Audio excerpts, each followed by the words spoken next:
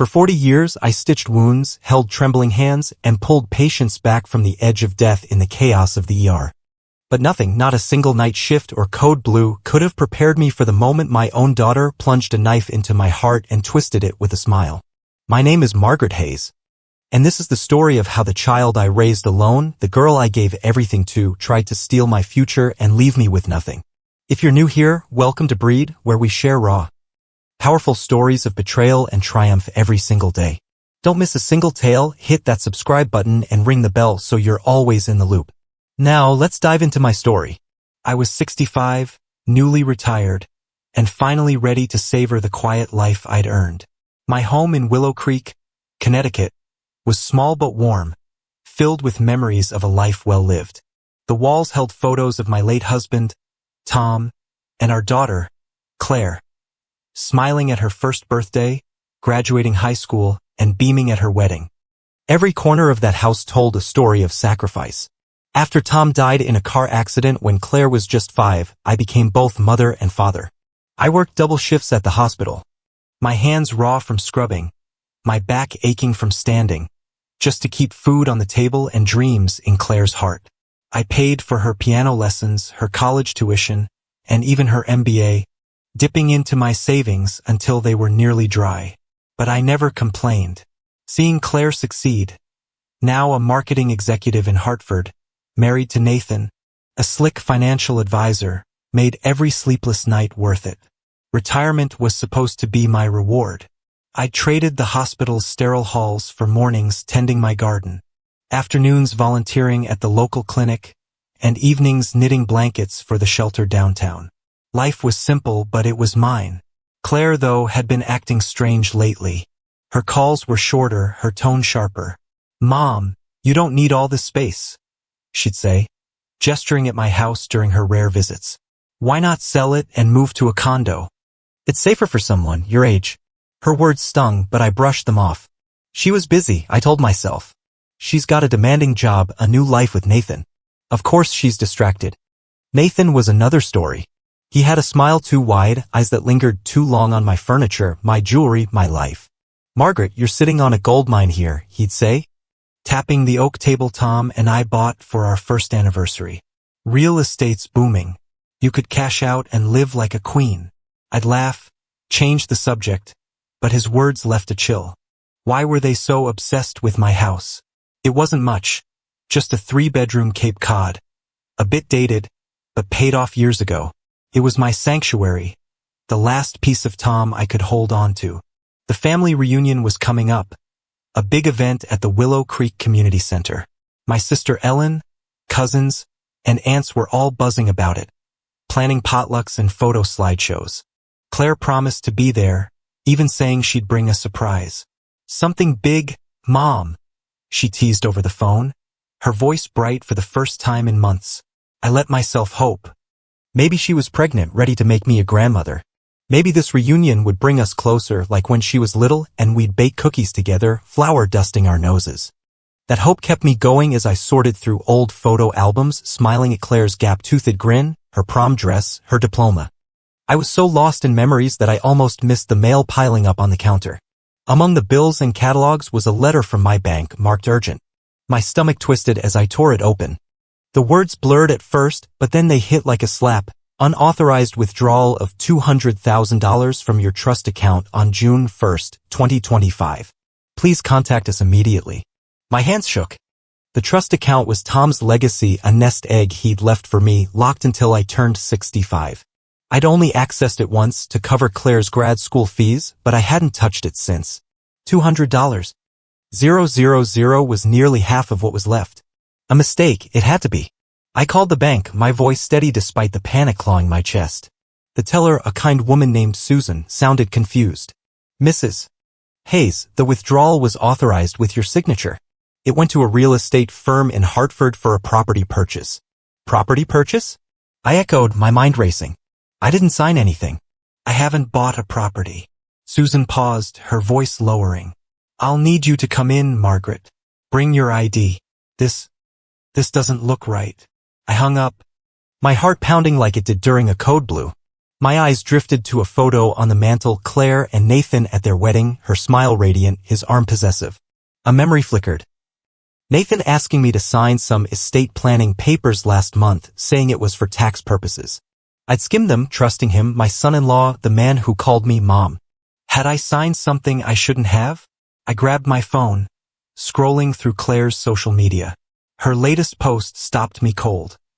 A photo of her and Nathan in a sleek, modern condo, floor-to-ceiling windows overlooking Hartford's skyline. The caption read, "New beginnings in our dream home.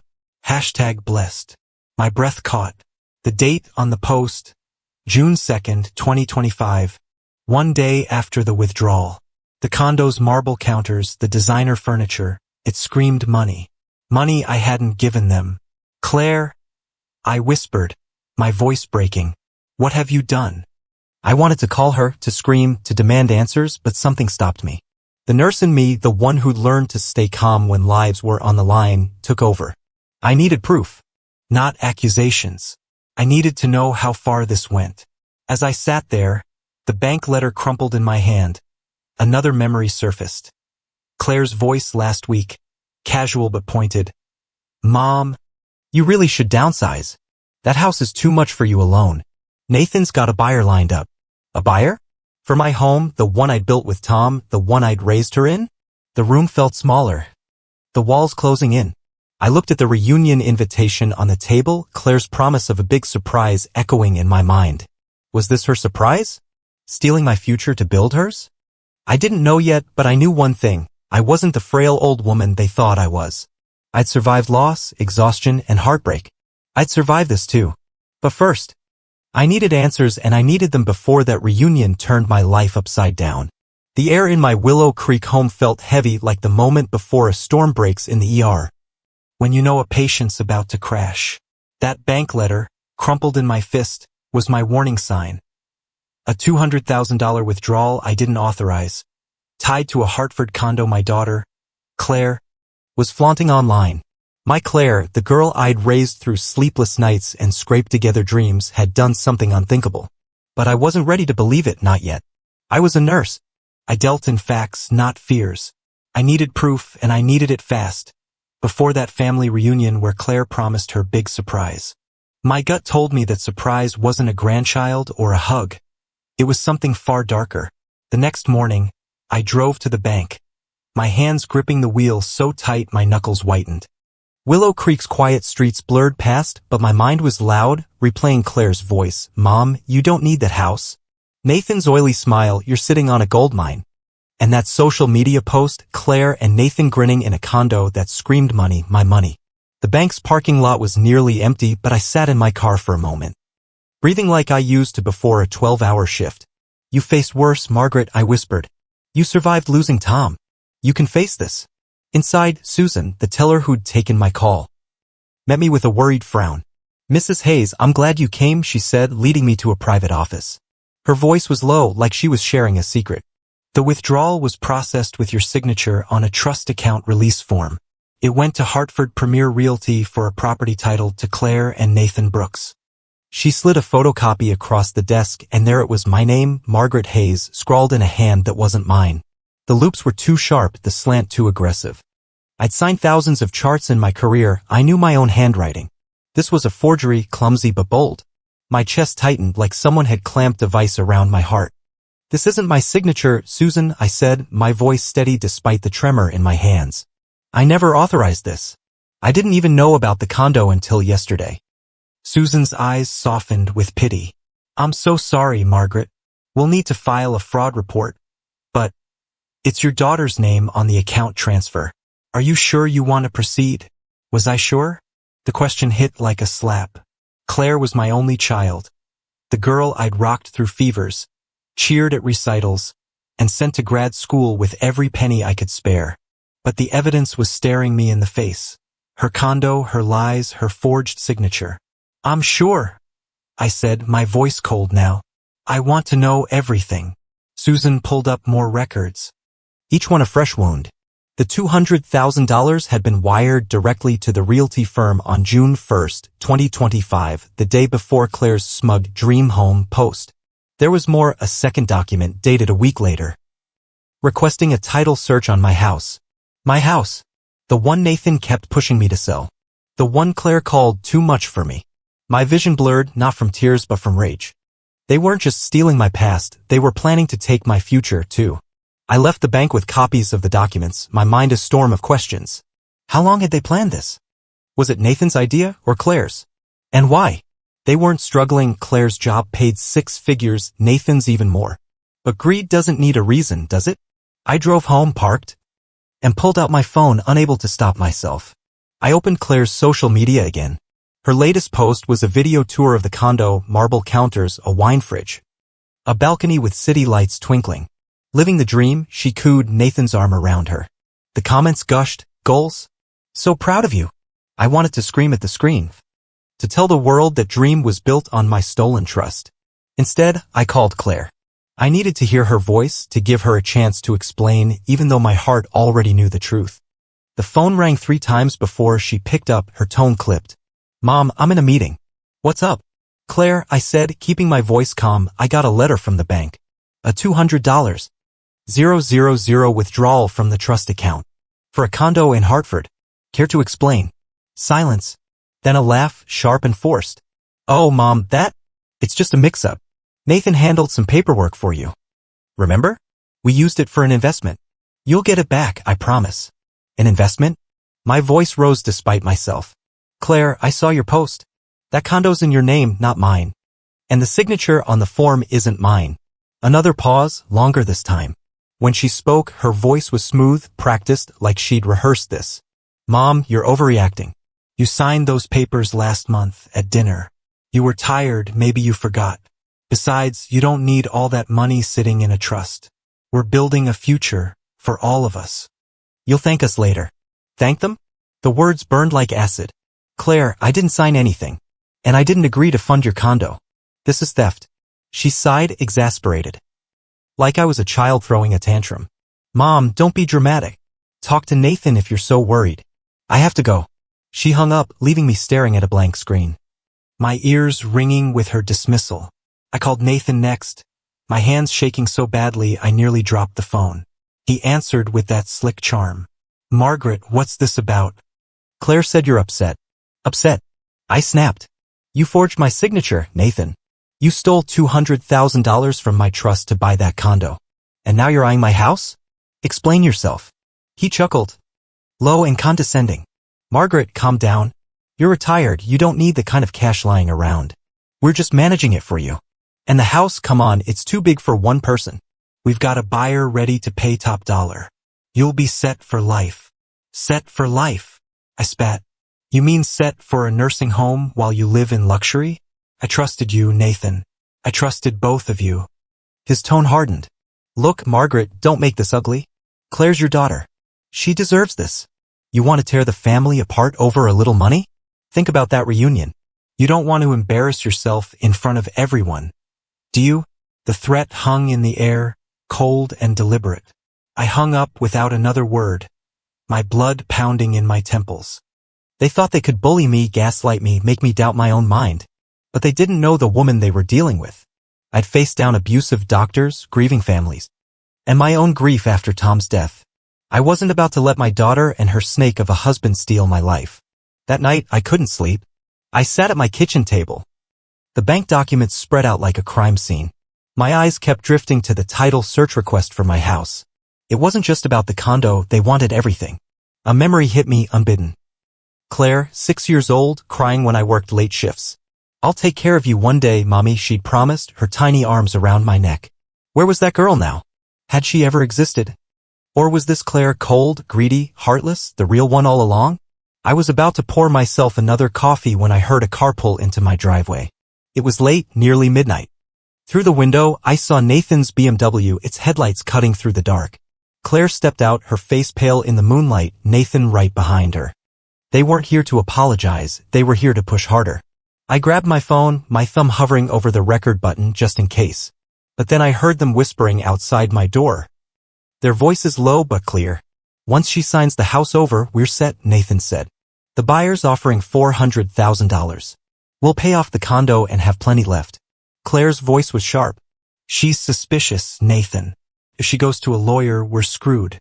We need to get her to a nursing home before she figures it out. My blood turned to ice. A nursing home. They weren't just stealing my money, they were planning to lock me away, to erase me from their lives. I backed away from the door, my heart racing. I didn't open it. I didn't confront them. Instead, I turned off the lights, pretending I was asleep, and waited until their car drove away. As the silence settled, something inside me shifted. The pain, the heartbreak. It hardened into resolve. Claire and Nathan thought they could break me, but they'd underestimated me. I wasn't just a mother or a widow. I was a nurse, a survivor, a woman who'd fought for everything she had. They wanted my house, my trust, my life? Fine. I'd play their game, but I'd play to win. Tomorrow, I'd find a lawyer. Tomorrow, I'd start fighting back. But tonight, I sat in the dark, clutching those documents, and made a vow. You've stolen enough, Claire. This ends with me. The darkness of my Willow Creek kitchen wrapped around me like a shroud. The bank documents still scattered across the table, each one a shard of my shattered trust. Claire and Nathan's whispered plan to lock me in a nursing home echoed in my ears, their words a poison seeping into my soul. My daughter, the child I'd raised through tears and sacrifice, had become a stranger, plotting to steal my home, my freedom, my life. But as the first light of dawn crept through the curtains, something inside me stirred, not despair, but defiance. I'd saved lives under pressure, stitched wounds in chaos, and buried my own grief to give Claire a future.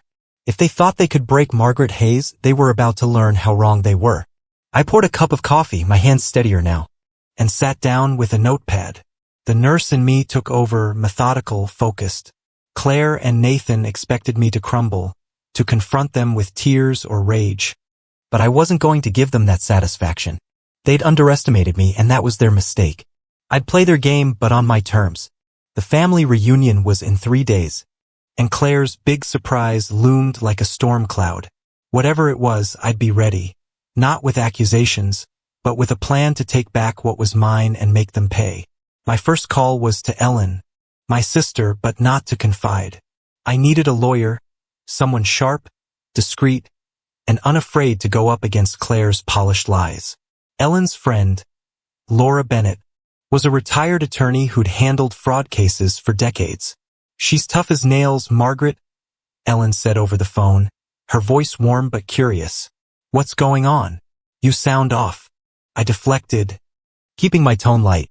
Just some estate planning questions, retirement stuff. Ellen didn't push, but I could feel her concern through the line.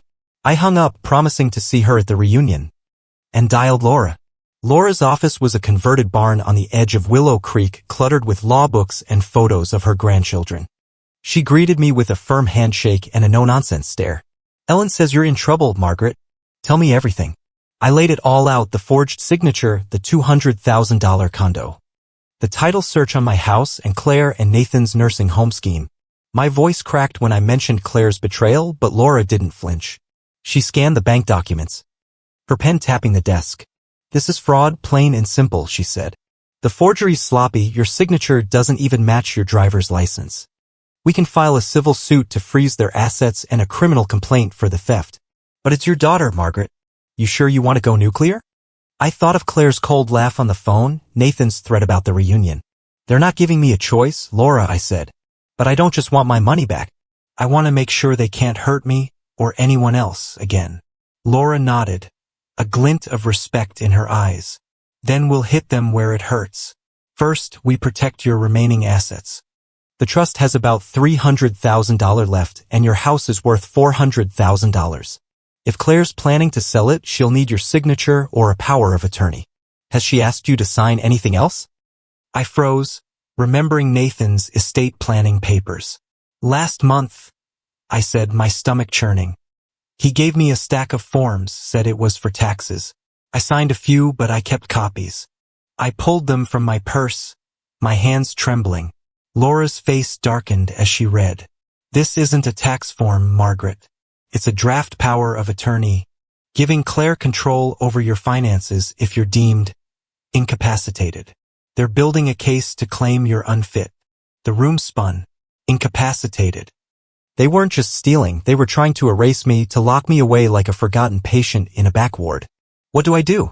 I whispered. Laura leaned forward. We transfer your assets now. Somewhere they can't touch. A trust, a charity, anything irrevocable. And we gather evidence, recordings, emails, anything showing their intent. If they're planning to call you senile at the reunion, we'll turn it against them. A charity. The idea sparked something deep inside me. For years, I'd volunteered at a shelter for abused women like me who trusted the wrong people. The shelter was struggling, barely keeping its doors open. What if my legacy wasn't Claire's greed, but something bigger? I want to donate it, I said, my voice firm. The house, the trust, everything.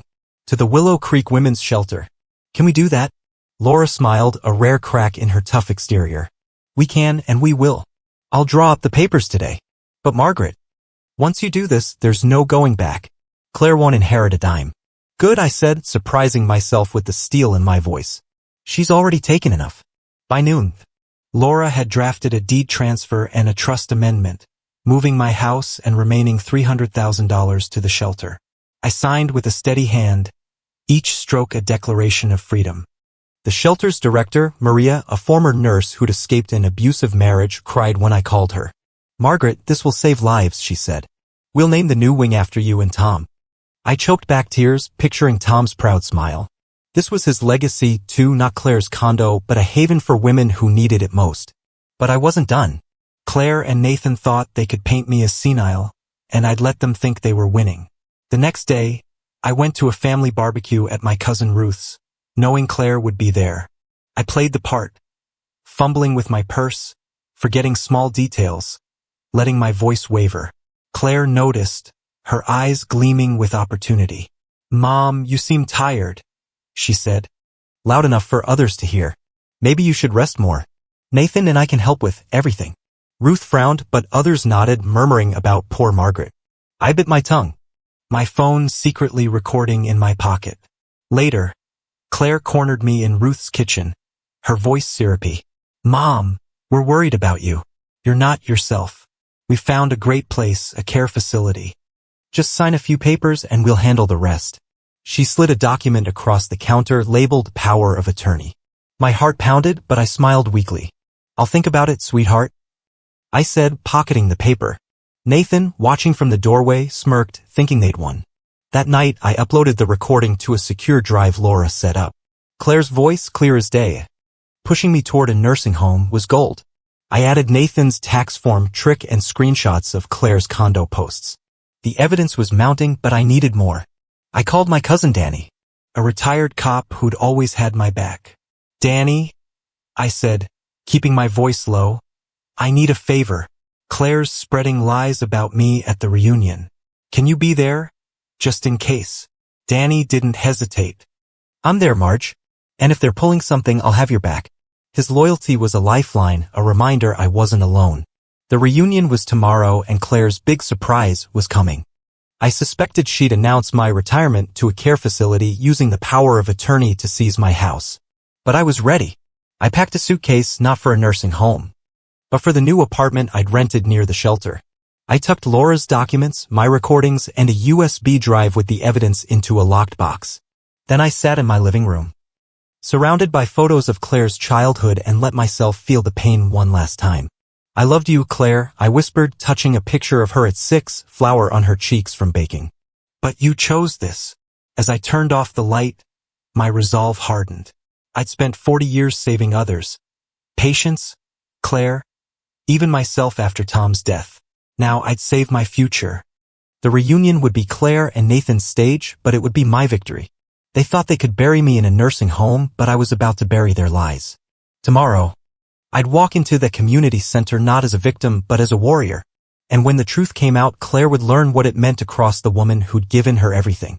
The morning of the family reunion dawned crisp and clear, the kind of June day in Willow Creek that made you believe in fresh starts. But as I stood in my bedroom, slipping on a simple navy dress, my heart beat like it did before a critical surgery, steady but ready for battle. Claire and Nathan thought they'd scripted this day with their big surprise to paint me as senile and seize my home. They expected a frail, broken Margaret Hayes to shuffle into the community center ready to sign away her life. But they didn't know the woman I'd become, the nurse who'd saved lives, the widow who'd rebuilt hers, the mother who'd learned to fight for herself. Today, I'd walk into their trap and turn it against them. Today, the truth would burn their lies to ash. I tucked the USB drive with my evidence, recordings, forged documents, Claire's condo posts into my purse alongside Laura's legal papers confirming my donation to the Willow Creek Women's Shelter. My cousin Danny, the retired cop, had promised to be there, his presence a quiet anchor. Maria, the shelter's director, was coming too, ready to stand by me when I revealed my legacy. I glanced at a photo of Tom on my dresser, his kind eyes steadying me. "This is for us," I whispered. Then I locked my front door, the house now legally the shelter's, and drove to the community center, my resolve as solid as the Connecticut earth beneath my tires. The Willow Creek Community Center buzzed with laughter and chatter, aunts and cousins milling around tables laden with casseroles and pies. Balloons bobbed above a slideshow screen flashing old family photos. My wedding to Tom, Claire's christening, summers at the lake. The nostalgia stung, but I pushed it down, scanning the room. Claire and Nathan stood near the podium, her in a sleek red dress, him in a tailored suit, their smiles polished but predatory. My sister Ellen waved me over, her face warm but worried. "Margaret, you okay? You've been so quiet." I hugged her, murmuring, "I'm fine, Elle. Just wait and see." Danny caught my eye from across the room, giving a subtle nod. He'd brought a friend, a local deputy, just in case. The pieces were in place. Claire tapped a microphone, her voice bright. "Everyone, can we gather? Nathan and I have a special announcement." Heads turned, relatives settling into chairs. I took a seat near the front, my purse on my lap, my face carefully neutral. Nathan joined her, his arm around her waist. "We're so glad you're all here," he said, his charm dialed to 11. "Today's about family, and we've got big news about Margaret." My name in his mouth felt like a violation, but I stayed still, my eyes locked on Claire's. She met my gaze, her smile faltering for a split second, then recovering. "Mom's been struggling," she said, her voice dripping with false concern. "She's not herself lately, forgetful, tired. We found a wonderful care facility for her, and she's ready to downsize. Isn't that right, Mom?" Murmurs rippled through the crowd. Sympathy, concern, doubt. Ellen grabbed my hand, whispering, "Margaret, what's she talking about?" I squeezed back, saying nothing. Claire held up a document. The power of attorney she tried to push at Ruth's barbecue. "Mom's agreed to let us manage her affairs," she continued. "We'll sell her house to fund her care, ensuring she's safe and comfortable." Nathan nodded solemnly, the perfect son-in-law. I could feel the room tilting in their favor, relatives buying their lies. It was now or never. I stood, my legs steady despite the pounding in my chest. "Actually, Claire," I said, my voice clear and loud, "I have an announcement of my own." The room went silent, every eye on me. Claire's smile froze, Nathan's eyes narrowing. I walked to the podium, Danny moving closer to the stage, his presence a shield. "I've spent 40 years caring for others," I began, my voice carrying the weight of those years. "I raised Claire alone after Tom died, gave her everything, college, grad school, a future. But sometimes, the people you love most hurt you the deepest." I pulled the USB drive from my purse and plugged it into the projector, my hand steady despite Claire's hiss.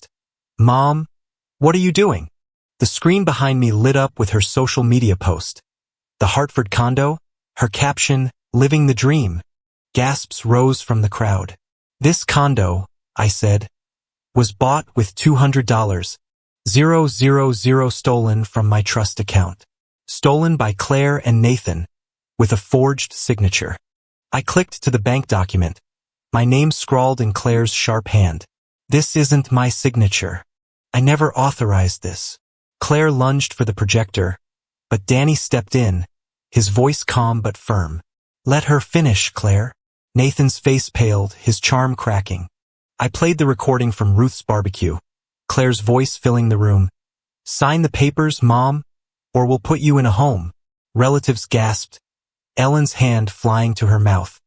I showed the power of attorney draft, Nathan's tax form, trick, and the title search on my house. "They didn't stop at the condo," I said, my voice breaking but strong.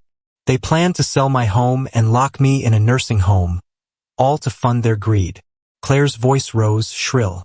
"She's lying." She's confused. Senile. Nathan. Tell them. Nathan stammered. This is a misunderstanding, Margaret's just, but the crowd wasn't listening. My cousin Ruth stood, her voice shaking. Claire, how could you? Others murmured, their sympathy shifting to outrage. I held up a hand, silencing the room. I could have fought for the money, I said. But I chose something better. Yesterday, I donated my house and trust, $700,000 to the Willow Creek Women's Shelter. To help women who've been betrayed, like me. The door opened and Maria stepped in, her presence commanding. I'm Maria Torres, she said, director of the shelter. Margaret's gift will fund a new wing, named for her and Tom Hayes. She saved lives again. The crowd erupted in applause, but Claire screamed, "You can't do this. That's my inheritance." Nathan grabbed her arm, whispering frantically, but she shook him off, her face twisted with rage. "You're ruining everything, Mom." I looked at her, the girl I'd loved, and felt only pity. "You ruined us, Claire," I said softly. "Not me." Danny's deputy friend stepped forward, badge glinting. "Claire Brooks, Nathan Brooks, you're under arrest for fraud and forgery." Claire's scream echoed as handcuffs clicked. Nathan's protests drowned by the crowd's murmurs. He bolted for the door, but Danny blocked him, his voice low. "Don't make it worse, kid." They were let out, Claire's sobs fading, Nathan's head bowed in defeat. Ellen hugged me, tears streaming. "Why didn't you tell me, Margaret?" she whispered. I held her tight, my own eyes dry. "I had to do this alone, Elle. But I'm not alone now." Relatives crowded around, offering apologies, support, regret. Ruth sobbed, "We believed her, Margaret." "I'm so sorry." I nodded. Forgiving but firm. They'd learn, just as I had, that trust could blind you. As the room cleared, Maria touched my arm. "You're a hero, Margaret. The shelter's yours, always." I smiled. Exhausted but free. Claire's final plea rang in my mind, "Mom, don't do this." But it was too late. She'd chosen her path, and I'd chosen mine. I walked to my car, the USB drive still in my hand. The weight of betrayal lifting with every step. The reunion was over, but my fight wasn't. Claire and Nathan would face justice, and I'd face a new life, one I'd built, not one they'd stolen. The Willow Creek Community Center faded behind me as I drove away from the family reunion, the echoes of Claire's screams and the crowd's gasps still ringing in my ears. I'd walked into that room as a mother betrayed, but I left as Margaret Hayes, a woman reclaimed. My daughter and her husband, Nathan, had been led away in handcuffs, their lies exposed. Their greed laid bare. The USB drive in my purse held the truth that shattered their facade, and the papers I'd signed with Laura insured my home and trust, $700,000 were now a lifeline for the Willow Creek Women's Shelter. For the first time in years, I felt light, unburdened by Claire's demands or the weight of a love that had turned toxic. But as the sun dipped below the Connecticut hills, I knew my journey wasn't over. Justice had been served, but peace, true peace, was something I still had to build.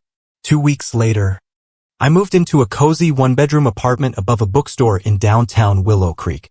It was small, with creaky floors and a window overlooking the town square, but it was mine. My pension, modest but steady, covered the rent, and donations from neighbors inspired by news of my stand at the reunion furnished it with a soft couch, a quilt from Ellen, and a coffee table from Danny. I hung a single photo on the wall. Tom and me on our honeymoon, laughing by a lake. Claire's picture stayed in a box, not out of anger, but because I needed space to heal. The house I'd raised her in was now the shelter's, its rooms already being renovated into safe havens for women escaping betrayal, just as I had. Claire's trial came quickly. The evidence overwhelming. Laura had filed both civil and criminal charges, and the forged signature on the trust withdrawal was undeniable. The courtroom was quiet as the judge sentenced Claire to 3 years for fraud and ordered restitution of the $200,000, money she no longer had. The Hartford condo, bought with my stolen trust, was seized to cover her debts, leaving her bankrupt. Nathan, spineless as ever, pleaded guilty to lesser charges and vanished after his release, leaving Claire to face the consequences alone. A local news report, which I caught on the radio one evening, confirmed what I'd suspected. Claire was homeless, drifting between shelters in Hartford, her polished life reduced to ashes. I waited for guilt to hit, for the mother in me to ache, but it didn't come. Claire had chosen her path, and I'd chosen mine. I found my new purpose at the Willow Creek Women's Shelter. Volunteering 3 days a week, Maria, the director, welcomed me like family, her warm hug a reminder of what family could be. The women there, mothers, daughters, survivors, called me Miss Margaret, their stories echoing my own. One, a young woman named Sarah, had fled an abusive husband who drained her savings. "You gave me a place to start over," she said one afternoon, her toddler clinging to her leg. I smiled, handing her a knitted blanket. "You're giving yourself that, Sarah." I just opened the door. Their gratitude filled the hole Claire had left, not with pity, but with purpose. I wasn't just a retired nurse or a betrayed mother. I was part of something bigger, a legacy Tom would have been proud of. Ellen visited often, her guilt over believing Claire's lies fading as we rebuilt our bond. "I should have seen it," she said one evening, sipping tea on my couch. "She had us all fooled." I shook my head. "Not fooled, Elle. Blinded. Love does that." We talked about Tom, about Claire as a child, about the reunion. Danny stopped by too, his gruff humor a comfort. "You took M down like a pro, Marge," he said, winking. "Ever think about joining the force?" I laughed, the sound freer than it had been in years. My family wasn't perfect, but it was real, and that was enough. One crisp October morning, I walked to the shelter for the ribbon-cutting ceremony of the new wing, named the Hayes Haven in honor of Tom and me. The town square was alive with neighbors, volunteers, and women from the shelter, their faces glowing with hope. Maria handed me the scissors, her voice booming through a microphone. "Margaret Hayes didn't just save this shelter, she saved us all." The crowd cheered as I cut the ribbon, my heart full. Sarah's toddler clapped, and I caught Ellen's teary smile. For a moment I felt Tom beside me, his hand on my shoulder, whispering, "You did good, Maggie." That night, alone in my apartment, I turned on the radio. A news update mentioned Claire, spotted begging outside a Hartford bus station. The reporter's voice was clinical, but the image hit me hard, my daughter, once radiant, now broken. I waited for tears, but they didn't come. Instead, I felt a quiet clarity. I'd given Claire everything, love, opportunity, a future, but I couldn't give her a conscience. That was her failure, not mine. I forgave myself for her choices, for the years I'd blamed myself for her distance. I wasn't her mother anymore. Not in the way I'd been. I was Margaret, and that was enough. The lesson of my story isn't just about betrayal or justice, it's about knowing your worth and protecting it, no matter who tries to take it. For 40 years, I put others first, but I learned that sometimes the person you need to save is yourself. My legacy isn't the money I lost or the daughter I couldn't save.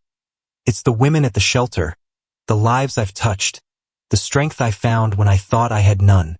If you're out there, holding on to a love that's hurting you, let my story be your wake-up call.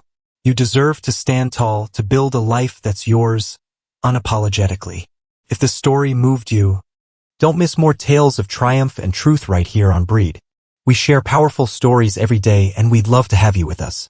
Hit that subscribe button, ring the bell, and join our community of listeners who believe in second chances and standing strong. Thank you for being here, and now let me leave you with this. As I stood by my apartment window, watching Willow Creek's lights twinkle below, I thought of Claire one last time. Not with anger, but with release. She'd tried to steal my future, but she'd given me something greater, a chance to rebuild, to redefine family, to leave a mark that mattered. I sipped my tea, the warmth spreading through me, and smiled. The nurse who'd saved lives, the widow who'd survived loss, the mother who'd learned to let go, she was still here, stronger than ever. And for the first time in years, I knew I was home.